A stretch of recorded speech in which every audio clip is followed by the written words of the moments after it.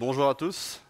Donc, je m'appelle Thierry, je suis un des responsables à l'ESE en charge notamment de l'implantation de la nouvelle église, pour ceux qui ne me connaissent pas. Et c'est chaque fois un vrai privilège pour moi de pouvoir partager la parole avec le peuple de Dieu ici à l'ECE. Et ce matin, on va continuer en fait la méditation du psaume 62 que nous avons commencé à lire avec l'introduction de Charlie. Donc, je n'ai pas besoin de vous indiquer à quelle page ça se trouve. 388 pour ceux qui ont déjà oublié. Et vous savez, quand on démarre maintenant on va dire les cultes d'été, il n'y a pas de vacances pour moi, en tout cas dans la vie spirituelle de chrétien, mais il est bon pendant l'été de peut-être réfléchir à des choses de la vie. Et les psaumes sont des recueils de sagesse qui sont particulièrement pertinents dans nos vies de tous les jours. Et je ne sais pas comment vous avez vécu l'année scolaire, l'année qui s'est écoulée. Peut-être que certains parmi nous ont traversé des choses difficiles. Peut-être que certains parmi nous sont encore dans ces choses difficiles. Et je vous invite à travers ce psaume, avec David, de repenser peut-être à ce que nous avons vécu, comment Dieu a été fidèle, que ce soit un psaume d'encouragement, un psaume de persévérance. Et nous allons voir dans ce psaume comment David en fait, nous invite à nous attendre à Dieu dans le silence. Alors on va lire le psaume en entier. Je vais le lire pour une fois, pas dans les versions que vous avez, mais dans la version Colombe. Et comme vous ne l'avez pas, on a le texte ici affiché, mais vous allez voir, il y a quelques nuances avec le texte que vous avez dans vos Bibles. Donc je lis le psaume 62 dans la version Colombe. Oui, c'est vers Dieu que mon âme se tourne en silence. De lui vient mon salut. Oui, c'est lui mon rocher et mon salut, ma forteresse, je ne chancellerai guère. Jusque à quand vous jetterez-vous sur un homme? Chercherez-vous tous à le tuer? Comme une muraille qui penche, comme une clôture qui se renverse? Oui, ils tiennent conseil pour le renverser de son poste élevé. Ils prennent plaisir au mensonge. Ils bénissent de leur bouche et maudissent intérieurement. Oui, mon âme fait silence devant Dieu, car de lui vient mon espérance. Oui, c'est lui mon rocher et mon salut, ma forteresse, je ne chancellerai pas. Sur Dieu repose mon salut et ma gloire, le rocher de ma force, mon refuge est en Dieu. Confiez-vous en lui en tout temps, peuple, épanchez vos cœurs en sa présence. Dieu est notre refuge. Oui, les fils d'Adam ne sont qu'un souffle, les fils d'homme un mensonge. Dans une balance, ils monteraient tous ensemble, plus légers qu'un souffle. Ne vous confiez pas dans l'oppression et ne mettez pas un vain espoir dans la rapine. Quand les richesses s'accroissent, n'y attachez pas votre cœur. Dieu a parlé une fois, 2 fois j'ai entendu ceci, c'est que la force est à Dieu. À toi aussi, Seigneur, la bienveillance, car c'est toi qui rends à chacun selon ses actes. Nous avons écouté la parole de Dieu. Ici, dans ce psaume, ce qu'on voit, c'est que David n'est pas en train d'adresser une prière à Dieu. Ce n'est pas un psaume de supplication. Vous voyez avec moi sur le texte la répétition du oui, oui, oui. David est en train ici de faire vraiment un psaume, ce que je dirais, de conviction. Un psaume de méditation. Il médite sur la réalité de qui Dieu est dans sa vie, de ce que Dieu est dans la vie de tous les hommes. La méditation, certains ont dit que c'est ruminer la vérité de la parole. Ruminer jusqu'à ce que l'essence de la parole vienne vraiment nourrir notre esprit. Ce n'est pas simplement savoir, ce n'est pas simplement lire, mais c'est être émerveillé devant la richesse de ce que la parole dit. Et c'est ce que David, le psalmiste, fait ici. Il affirme plusieurs fois, oui, voilà Dieu qui tu es. Oui, voilà Dieu qui tu es pour moi. Oui, voilà ce que les hommes sont. Et ce qu'on va voir dans ce psaume, c'est que David nous partage trois vérités. Trois vérités que nous allons couvrir. Tout d'abord, Dieu est le seul refuge dans l'adversité. Dieu est le seul refuge dans l'adversité. La deuxième vérité, c'est que Dieu est le seul refuge lorsque vient le doute. Dieu est le seul refuge lorsque vient le doute. Et enfin, Dieu est le seul refuge pour l'éternité, au-delà de l'horizon. Et Dieu nous demande de nous attendre à lui en toutes circonstances. Donc la première vérité, Dieu est le seul refuge dans l'adversité. Dans ce psaume, le psalmiste commence par proclamer une profonde vérité. Oui, c'est vers Dieu que mon âme se tourne en silence. De lui vient mon salut. Et certaines versions vont préciser de lui seul vient mon salut. Et des versions ont du mal à vraiment équilibrer les choses parce qu'il y a une idée profonde ici dans le texte en hébreu, c'est qu'il y a l'affirmation de oui et l'affirmation de Dieu seul est le refuge. Dieu seul donne le salut. Et il illustre son propos, cette vérité, par plusieurs images qu'on voit à la suite ici. Dieu est un rocher, une forteresse, un abri inébranlable, un roc, une place fortifiée qui protège de l'ennemi. David le sait, David le vit et il le proclame avec force dans ce psaume. Pour ceux qui ne savent pas, David a subi dans sa vie plusieurs attaques personnelles, plusieurs menaces à sa vie, que ce soit de la part de Saul alors qu'il n'est pas encore sur le trône, et même après, une fois qu'il est sur le trône, jusqu'à de la trahison familiale. Son propre fils en voulait à sa vie. Alors mettez-vous à la place de David. Est-ce qu'il sait de quoi il parle lorsqu'il dit ces choses? Imaginez ce qu'il a pu ressentir tout au cours de sa vie. Trahison familiale, trahison des amis, sa vie en danger. Et on le voit bien, quelque part, cette douleur, versets 4 et 5. « Jusque à quand vous jetterez-vous sur un homme? Chercherez-vous tous à le tuer, comme une muraille qui penche, comme une clôture qui se renverse? Oui, ils tiennent conseil pour le renverser de son poste élevé. Ils prennent plaisir au mensonge, ils bénissent de leur bouche et maudissent intérieurement. » David sait le poids de la trahison, le poids de ces hommes qui en veulent à sa vie. Il se pose la question, Seigneur, mais jusqu'à quand? Et c'est peut-être une question que nous aussi, nous nous sommes déjà posées. Au cœur d'une épreuve, au cœur d'une grande adversité, quand parfois, comme David, des hommes se lient pour nous calomnier et nous faire subir toutes sortes d'injustices, jusque à quand est-ce que cela va durer? Se demande David. David sent tout le poids de l'adversité. Mais il réalise une chose, cette adversité, aussi lourde qu'elle puisse paraître, est comme une muraille qui penche, une clôture qui se renverse. En levant les yeux vers Dieu, David voit les choses dans leur juste perspective. Ses ennemis sont comme une muraille qui penche, mais Dieu, lui, est la forteresse. Lorsque nous sommes dans l'adversité, lorsque nous nous sentons oppressés, étouffés par la peur, que nous avons l'impression qu'il ne peut pas y avoir de solution à ce que nous traversons, que tout semble se liguer contre nous, rappelons-nous David. Il se rendait compte que les dangers ne faisaient pas le poids face au Dieu en qui il plaçait sa confiance.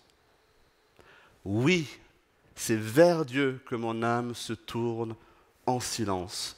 De lui vient mon salut. Dans le danger, dans ce qui semble être une impasse, David se tourne vers Dieu. Il sait que de Dieu seul viendra son salut. Ce sont des phrases qu'on chante, on l'a chanté encore ce matin, on le chante dimanche après dimanche, et c'est beau, il faut proclamer la vérité. Mais je me demande si, lorsque nous sommes dans le danger, dans les difficultés, quand les choses deviennent vraiment compliquées, est-ce que nous comptons absolument et uniquement sur Dieu pour notre salut. C'est une chose de le dire, c'est autre chose de le vivre. Peut-être que pour nous, il y a Dieu, bien sûr, mais il y a aussi nos propres forces, notre intelligence, notre sagesse, nos propres efforts. Alors on voit Dieu comme peut-être un catalyseur de nos propres moyens, de nos propres ressources. Mais ce n'est pas le propos de David ici. Il affirme Dieu seul est mon refuge. Et voyez comment David se tourne vers Dieu. Dans quelle attitude il se place? En silence, nous dit la parole.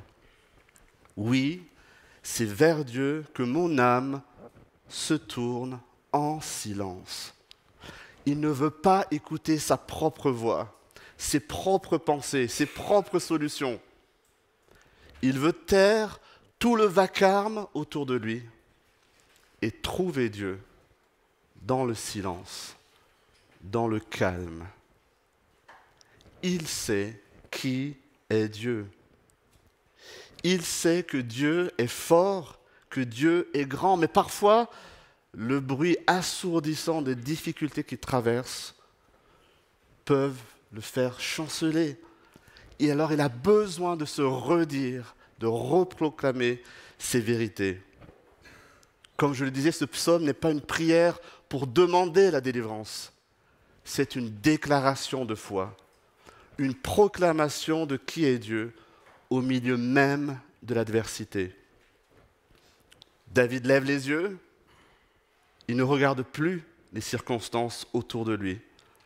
Il voit Dieu comme une forteresse inébranlable, là, dans le silence, et il attend avec foi la délivrance.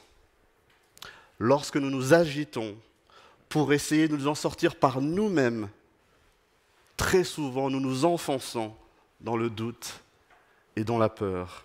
Il y a cette image de l'oiseau pris dans le filet. Un petit oiseau imaginé dans un jardin qui se trouve pris dans un filet. Et l'oiseau va se débattre. Et quelqu'un va se voir que l'oiseau est prisonnier de ce filet. Et tant que cet oiseau se débat, il va s'empêtrer dans le filet. Et c'est une fois que cet oiseau est épuisé, qu'il ne peut plus rien faire, alors quelqu'un peut venir et le sortir de ce filet. Combien de fois est-ce qu'on se débat avec nos propres forces, avec nos propres moyens, au lieu de s'attendre en silence, dans le calme, au secours de notre Dieu? Lisons ce que l'Éternel dit à son peuple par le prophète Ésaïe. Si vous avez vos Bibles, Ésaïe 30 au verset 15. Ésaïe 30, verset 15. Car ainsi a parlé le Seigneur, l'Éternel, le Saint d'Israël. C'est dans le retour à Dieu et le repos que sera votre salut. C'est dans le calme et la confiance que sera votre force. Et quel est le reproche que Dieu fait à Israël? Mais vous ne l'avez pas voulu. C'est dans le calme et la confiance que sera votre force, mais vous ne l'avez pas voulu. Notre agitation, notre affolement nous empêche très souvent de voir les choses dans leur juste perspective. Nous paniquons, le vacarme de nos cœurs, la course effrénée de nos vies nous empêchent de faire une pause dans le silence et de nous tourner plein de confiance vers Dieu pour trouver notre force et notre salut. Un cœur agité aura tendance à prendre des décisions précipitées. Un cœur agité aura tendance à prendre des décisions précipitées. Mes amis, il nous faut nous parler à nous-mêmes comme David, dans le calme, pour nous rappeler ces vérités. Dieu seul est notre refuge dans l'adversité. C'est dans le calme que nous pouvons comprendre et saisir la profondeur de ces vérités. Dieu est bon. Il est bon en tout temps. Dieu est souverain.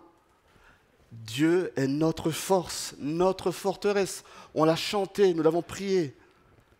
Il est le seul refuge dans l'adversité. Et David attend avec foi, dans le calme, la délivrance. Il y a une invitation ici à faire comme David, à lâcher prise, à arrêter de s'agiter, à arrêter de trouver la solution, le secours dans nos propres forces, à faire taire nos âmes pour pouvoir tenir dans l'adversité et comprendre que le Seigneur seul est le vrai refuge. C'est la première vérité que David nous partage dans ce psaume. La deuxième vérité qu'il nous partage, c'est que Dieu seul est le refuge dans le doute aussi. Nous pouvons douter.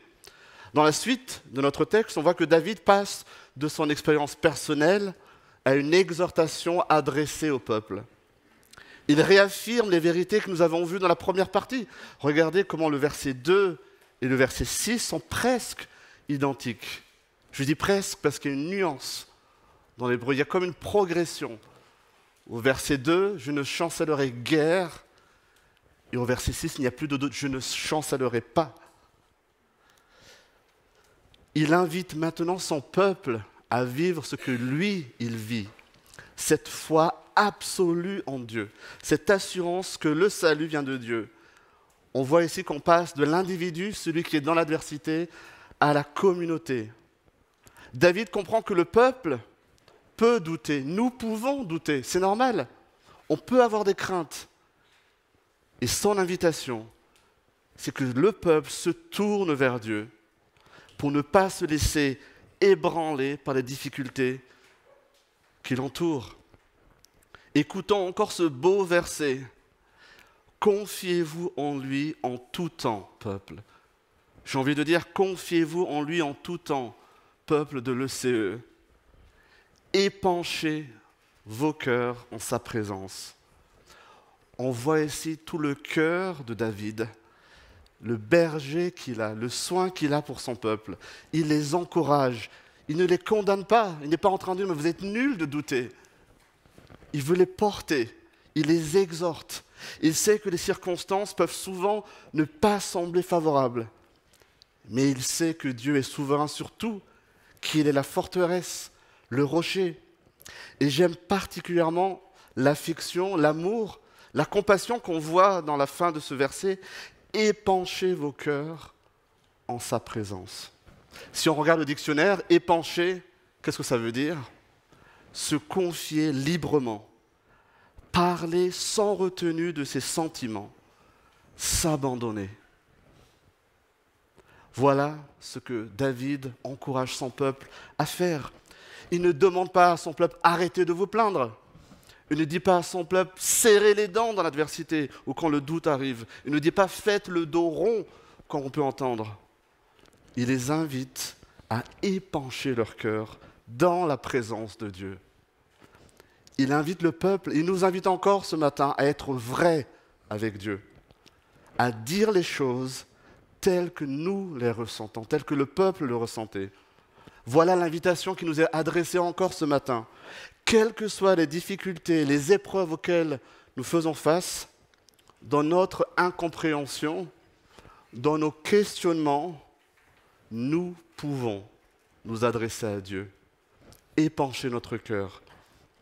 Parce que lorsque nous gardons cette forme de frustration, ces doutes pour nous-mêmes, alors peut venir l'amertume. Peut-être que dans notre marche chrétienne, on a entendu qu'un bon chrétien ne devrait pas se plaindre, qu'il devrait être toujours positif. Cela amène très souvent à une forme d'autosuffisance, voire d'orgueil. David, ici, invite le peuple à épancher leur cœur, non pas en présence d'autres personnes aigries et amères, vous voyez la nuance, mais en présence de Dieu. C'est à Dieu qu'il faut apporter nos questions, nos doutes, nos douleurs, nos sentiments d'injustice.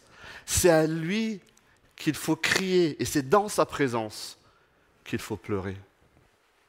Il est le Dieu ami des cœurs brisés, nous avons entendu encore ce matin. Il est le Dieu qui entend le cri des désespoirs. C'est ce à quoi aussi Paul, dans le Nouveau Testament, nous invite quand il écrit en Philippiens 4, un verset qu'on a traversé, qu'on a survolé dans la série sur les Philippiens. En Philippiens 4, Paul demande aux Colossiens « Ne vous inquiétez de rien ». Mais qu'est-ce qu'il dit ? Mais en toute chose, par la prière et la supplication. Vous entendez ce mot supplication, par la prière et la supplication, avec des actions de grâce, parce qu'on sait à quel Dieu on s'adresse. On sait que Dieu est le refuge. Par la prière et la supplication, avec des actions de grâce, faites connaître à Dieu vos demandes. Il est naturel de douter, il est naturel d'avoir des questions, mais Dieu nous invite à lui apporter ces questions. Et que nous dit Paul au verset 7 de Philippiens 4 ? Alors, la paix de Dieu, qui surpasse toute intelligence, gardera vos cœurs et vos pensées en Christ Jésus. C'est lorsque nous apportons nos doutes, nos questions à Dieu et à Dieu seul que sa paix nous est donnée et gardera nos cœurs et nos pensées. Dieu s'attend à ce que nous lui parlions comme un bon Père qu'il est. C'est dans cette attitude tournée vers Dieu que nous arriverons à nous détourner de nos circonstances, à se décentrer et pour nous rappeler une fois de plus, comme c'est répété si souvent dans ce psaume, qui Dieu est, le refuge qu'il est pour nous. C'est ainsi que nous pourrons répéter avec le psalmiste, « Oui, mon âme fait silence devant Dieu. » David se parle à lui-même, « Mon âme fait silence devant Dieu, car de Dieu vient mon espérance.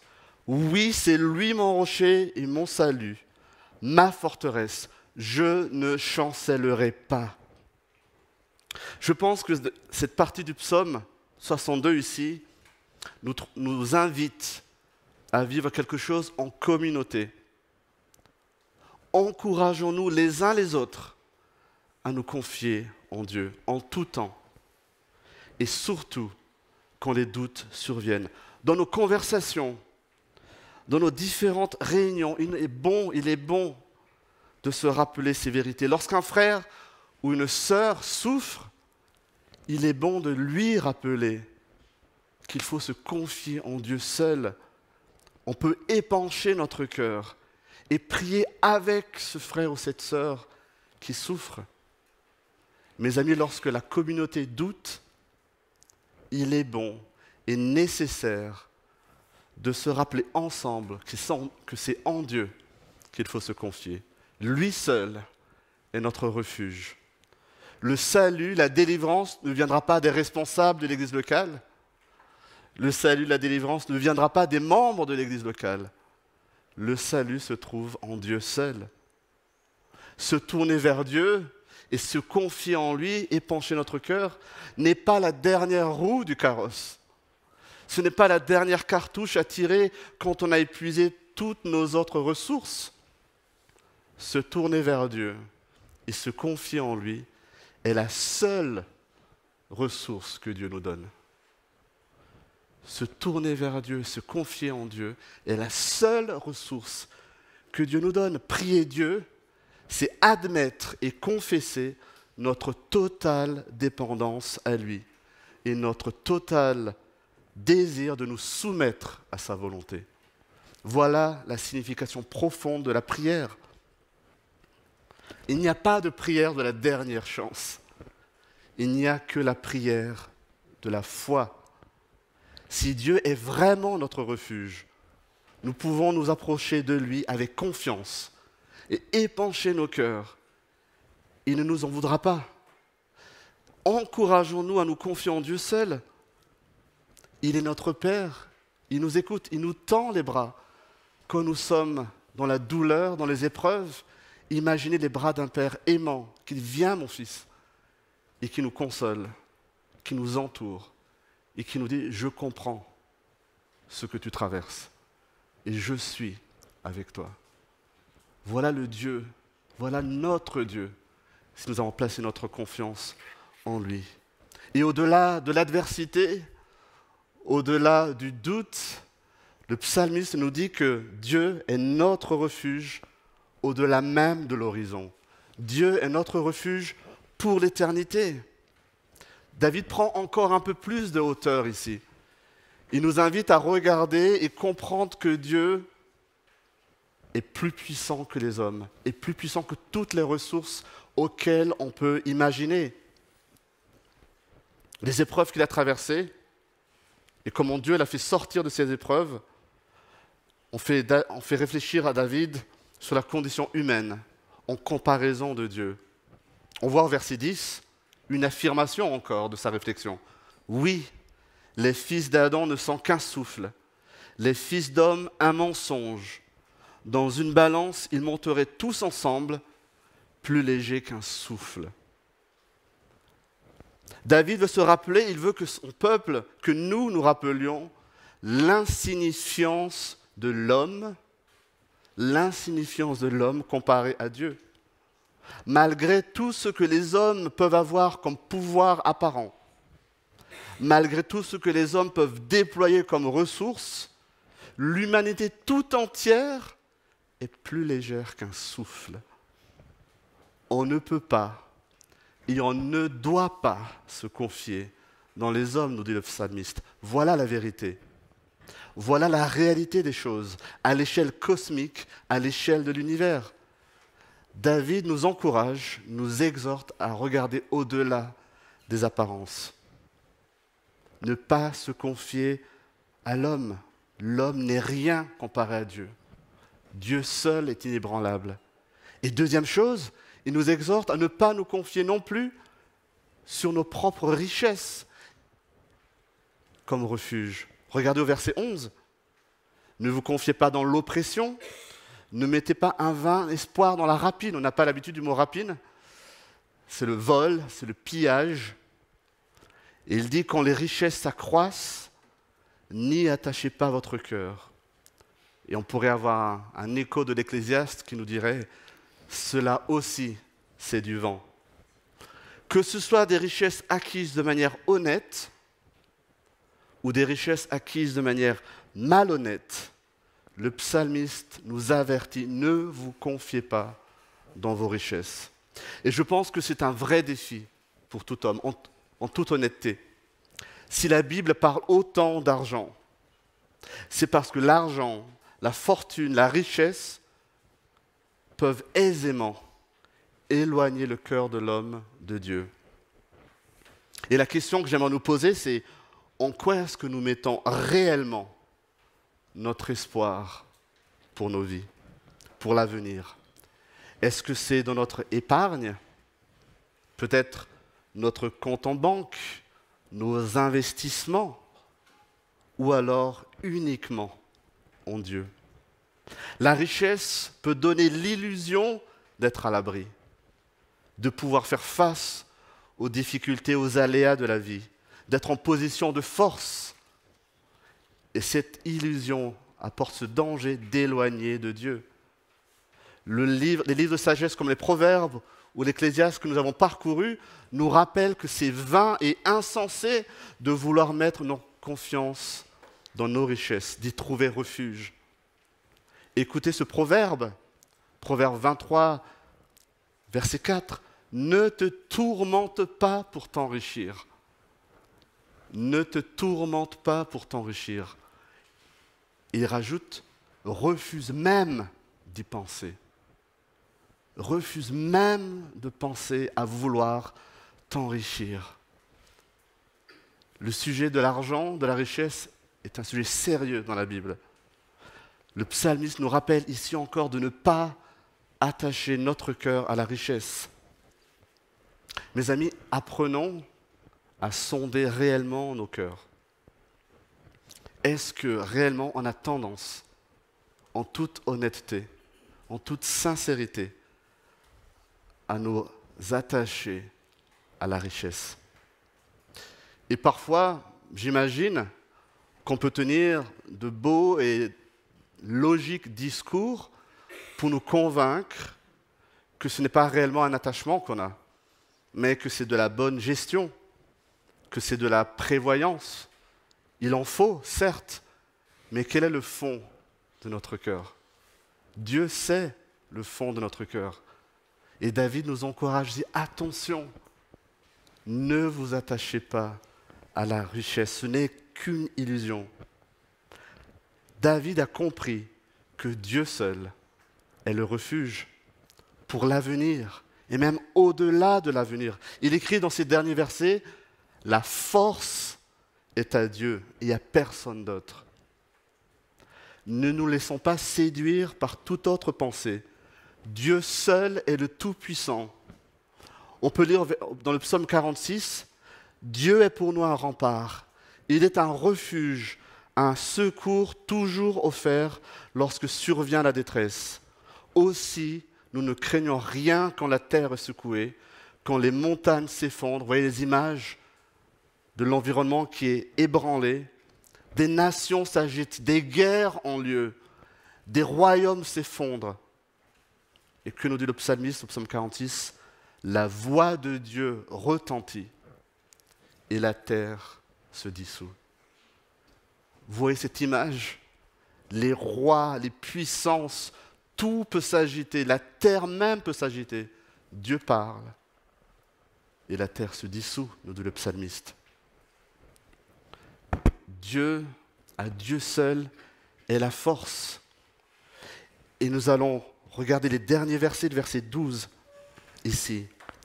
Le psalmiste nous dit, Dieu a parlé une fois, 2 fois j'ai entendu ceci. C'est pour dire, quelque part, que ce que Dieu dit est suffisamment fort pour qu'il entend, il réentend encore une fois. C'est que la force est à Dieu. Et le psalmiste rajoute, à toi aussi, Seigneur, la bienveillance, car c'est toi qui rends à chacun selon ses actes. Ce Dieu tout-puissant est à nos côtés, au milieu de l'épreuve et de l'adversité. À lui seul est la force, mais ce Dieu n'a pas que la force, ce Dieu est aussi un Dieu de bienveillance. Le terme original de bienveillance ici peut se traduire par bonté dans certaines de vos versions. C'est le terme qui est repris pour désigner l'amour inconditionnel de Dieu, cet amour alliantiel, cet amour auquel lui-même ne peut pas se défaire.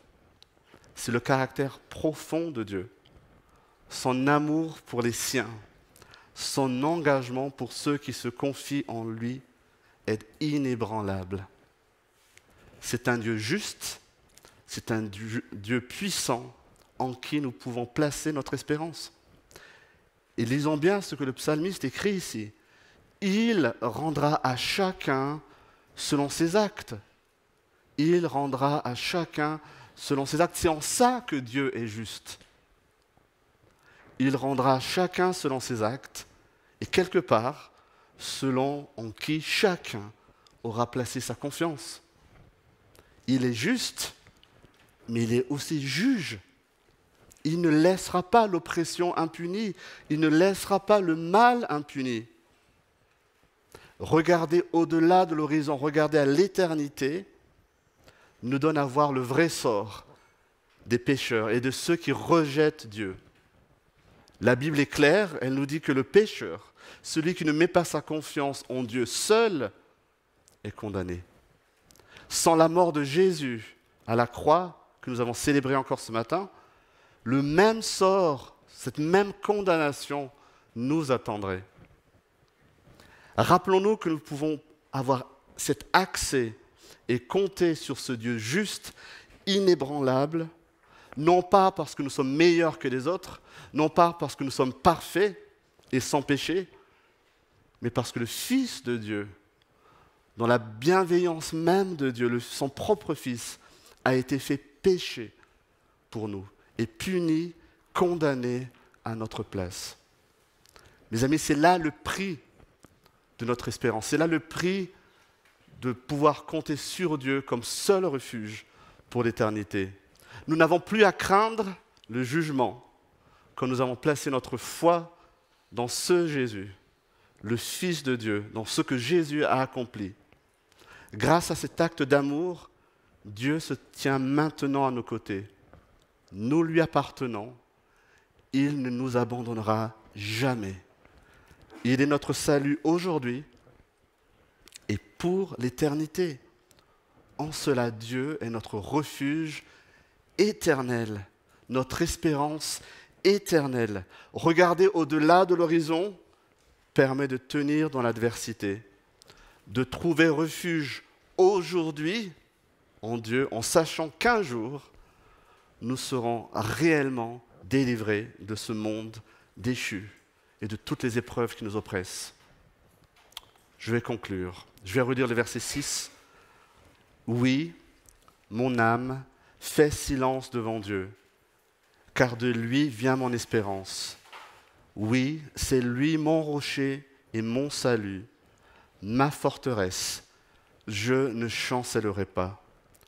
Voilà le refrain de ce psaume, le message d'espoir, l'encouragement que je souhaitais vous partager ce matin. C'est une vérité qu'il nous faut méditer, ruminer chaque jour. C'est une vérité qui nous fera vivre en communauté. C'est une vérité qui nous permet d'espérer et de ne pas sombrer dans les épreuves que nous pouvons traverser. Lorsque nous sommes attaqués par des hommes ou par des pensées mensongères qui chercheraient à faire chanceler notre foi en Dieu, rappelons-nous ces versets. Oui, mon âme fait silence devant Dieu, car de lui vient mon espérance. Alors, dans cette attitude de totale confiance à Dieu, dans le calme et le silence, on pourra dire avec Paul que nous sommes accablés par toutes sortes de détresse et cependant jamais écrasés. Nous sommes désemparés, mais nous ne sommes pas désespérés. Nous sommes persécutés, mais nous ne sommes pas abandonnés. Nous sommes terrassés, mais nous ne sommes pas anéantis, parce que Dieu est notre refuge. Il est notre salut. Dieu est notre seul refuge aujourd'hui, demain et pour l'éternité. Nous pouvons nous tourner vers lui, regarder au-delà de l'horizon avec une espérance ferme pour voir cette vérité. Mes amis, dans l'adversité, dans le doute, dans nos vies, attendons-nous à Dieu seul, dans le silence.